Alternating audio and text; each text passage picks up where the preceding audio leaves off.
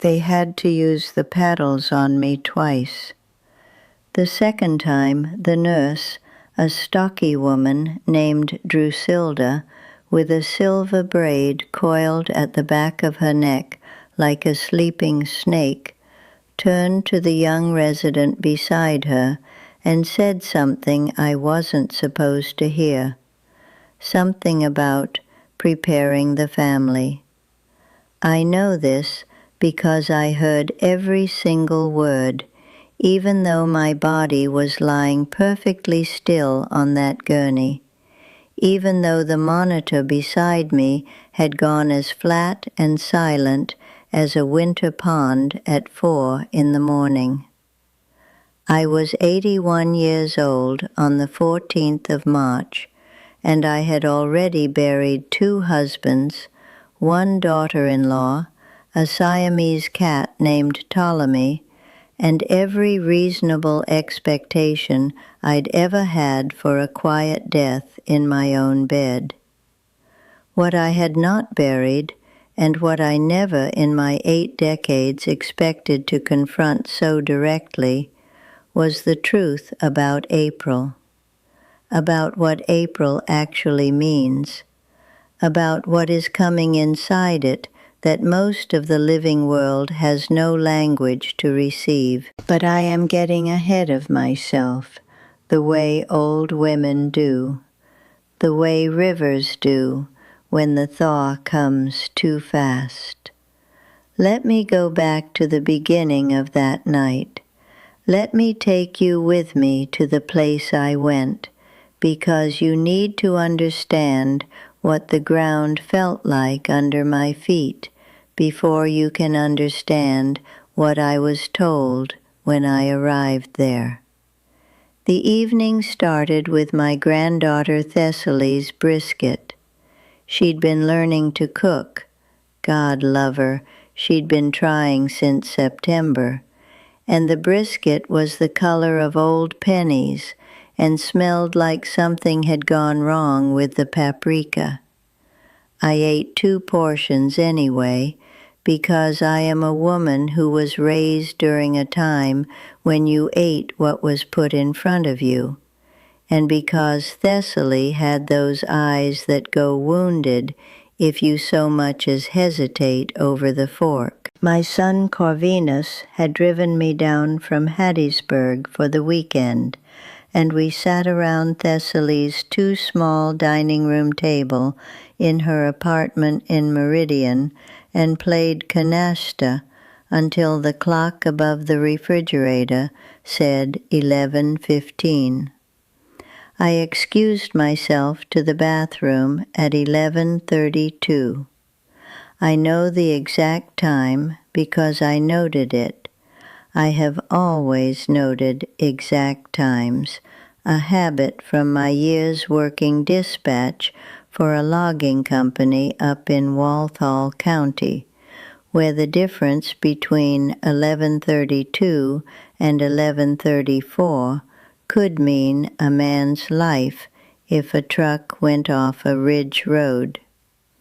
I noted the time, I stepped into the bathroom, I gripped the towel rack that Thessaly had installed slightly too low and slightly too far to the left, and then the floor came up and hit me like a hand that had been waiting a very long time to do exactly that. What happened to my body after that, Corvinus can tell you. He heard the sound. He is the one who called the emergency number. He is the one who rode in the back of the ambulance, gripping my hand and talking to me in the voice he used when he was 9 years old and afraid of thunderstorms. I was not there for any of that. I was somewhere else entirely, and I had been met. Here is what I want you to understand about the place I went. It was not what I expected, and I had spent considerable years expecting it. I was raised in a Methodist church with green carpet and a leaking roof, and a preacher named Olvido Marsh, who sweated through his collar every single Sunday, and described the afterlife in the specific vocabulary of a man who has read too many books and felt too little. I absorbed his words the way a sponge absorbs water it cannot drink, full of something I could not use. What I found was not a tunnel, though there was light. What I found was not a choir, though there was sound. The closest I can come to it, and I have been trying to find the words since March, and it is now much later, and I am still trying, is this. Imagine standing in a field at the moment before a storm arrives, when the air pressure changes and every blade of grass bends slightly toward the same horizon, and you realize that the world has been arranging itself toward this single moment since the first morning. That is what it felt like to arrive, like arriving at the point that everything had been pointing toward. He was there. I will not pretend otherwise, and I will not spend time arguing with whoever is reading this and already reaching for their skepticism like a familiar coat. He was there, and he knew my name, and not just the name my mother gave me, Wyverna, but the other name, the one underneath that name, the one that has no syllables, but that I recognized the way you recognize your own face in water. He said it, and I understood it, and I am not able to write it down. He looked the way he looked in none of the pictures. That is all I will tell you about his appearance, because the pictures have been getting it wrong for a very long time, and I do not want to add another wrong picture to the pile. What I can tell you is that there was a quality to him, and I am using that word very badly, like the quality of the first moment after a long illness breaks, and you realize your body is returning to you. A relief so deep it predates language. I stood in front of him for what felt like the full length of my life, which is to say, it felt like both an instant and an enormous rolling expanse of time without edges. And then he spoke. Not the way Olvido Marsh would have had it, no thunder, no proclamation.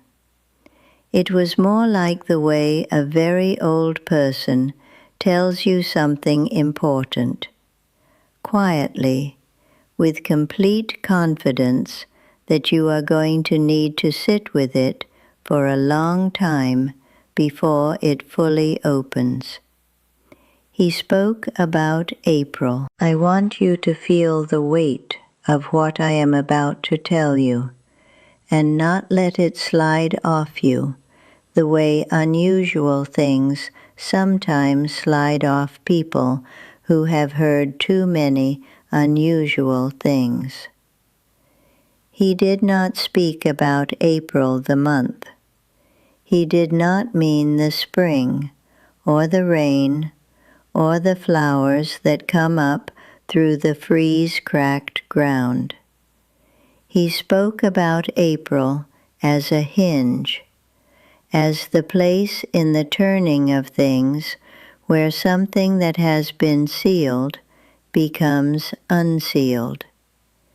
He used a word I had never heard, a word that had the sound of water running through old stone. And what it meant, what I understood it to mean, standing there in that place where understanding worked differently than it works here, was the moment when what has been hidden in the root system of the world comes up into the visible part. He told me that most people move through April the way they move through any month, head down, worried about the small mechanics of their days, the grocery lists and the arguments and the bills sitting on the kitchen counter. He told me that the people who lift their heads during April, who pay attention to what shifts in themselves and in the world around them in April, are the ones who will understand something that cannot be taught in the months before or the months after, something that only opens during this particular season, the way certain desert flowers bloom for exactly 72 hours, and then close forever if you weren't watching. He said, "People think the important things happen in the loud moments. They are wrong. The important things happen in the quiet April moments, in the early morning when you are not yet fully yourself, in the pause between deciding and acting, in the space where you could go one way or another, and something in you that is older than your name chooses." I asked him a question. I will not tell you what question I asked, because the question is mine, and it is private in the way that the names of the dead are private. But I will tell you what he said in response, because this part belongs to anyone who needs it. He said that there is a kindness woven into the structure of the world that most people are too busy or too frightened to receive. Not a kindness that removes hardship. He was very clear about this, and his clarity on this point was not unkind. It was the clarity of someone telling you the true shape of the terrain so you can actually cross it. The kindness is not a removal of difficulty. The kindness is the fact that none of the difficulty is meaningless, that there is no moment in a human life that does not matter. That the woman crying in the parking lot outside the pharmacy at 2 p.m. matters as much as the person whose name is in the history books. That the old man who feeds the same 3 pigeons every morning on the bench outside the Meridian Public Library matters in some way that the visible world has no instrument to measure enormously. He said April is when that instrument becomes briefly visible, when you can feel it. Then there was a sensation like being gathered, like being picked up the way you pick up a sleeping child without disturbing the sleep, and carried back to a place that you had not quite finished with yet. And then there was a ceiling, and the sound of Drusilda's voice saying something sharp and professional to someone across the room, and a pain in my chest that was extraordinary, the kind of pain that is also, confusingly, a form of proof. I was back. Corvinus cried in a way I had not seen him cry since the green-carpeted Methodist church when they lowered his father into the December ground. I held his hand with both of mine, and I did not tell him immediately what had happened, because the telling requires preparation the way certain recipes require the oven to be at the right temperature before you put anything in. You cannot rush it, or you ruin it. It has been weeks now. I have had time to sit with what I was told in that place, to turn it over in the way you turn over stones to see what lives underneath. And what I keep coming back to, what I wake up with in the blue hour before sunrise, lying in my own bed in Hattiesburg, listening to the mockingbird that lives in the magnolia outside my window and has a repertoire of 47 distinct songs, because I counted, because I am a woman who counts things, is this. April is not a month. April is an instruction. It is the world telling you, in the only language it has for this particular message, that attention is not a passive act. That to look carefully at your life during these weeks, to feel what you actually feel, to notice what you have been pretending not to notice, to allow yourself to know what you already know, is not indulgence. It is obedience to something that knows you better than you know yourself. I am 81 years old. I have had 2 husbands and 1 Siamese cat named Ptolemy, and a granddaughter whose brisket will someday be remarkable once she figures out the paprika situation. I have survived 2 paddle shocks and 6 minutes on the other side of the wall that separates this world from the next, and I have come back with exactly 1 piece of information that I was meant to share. Pay attention this April. Whatever it is you have been carrying that you haven't looked at directly, look at it now. Whatever it is you have been meaning to say to someone, say it. Whatever the small voice underneath your louder thoughts has been trying to tell you, go quiet enough to hear it. Not because everything will suddenly be easy, not because the hardship will lift, but because this is the season when the root system of things becomes briefly legible, and you do not want to be the person who had the instrument in their hands and didn't look at it. He brought me back for a reason. I believe the reason was partly this: to sit down at my granddaughter Thessaly's kitchen table in Meridian, Mississippi, with a cup of the bad coffee she makes, and I mean bad, truly, the grounds too fine and the water too hot, and the result the color of the creek at flood, and to write down what I saw on the other side of 6 minutes of silence. The creek floods every spring. Every April, the water comes up and covers what was dry land, and you can't see where the bank ends and the river begins. It is frightening if you don't know what it means. If you know what it means, you understand that the flooding is not destruction. The flooding is what makes the field fertile. The flooding is the April thing.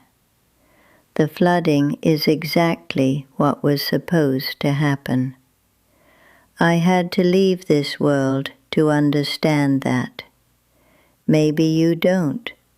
Maybe you can understand it right here, with your feet still on the ground, with your heart still beating in its usual crooked rhythm, with the mockingbird outside your window cycling through its 47 songs. I hope you can. I genuinely do. Wyverna Colcott, formerly of Walthall County, Mississippi, written down in full knowledge that she is not supposed to still be here, and grateful down to the marrow for every moment of the inexplicable, undeserved, enormous gift of it. If this story moved something in you, hit that like button and subscribe. We share what the other side taught us, one story at a time.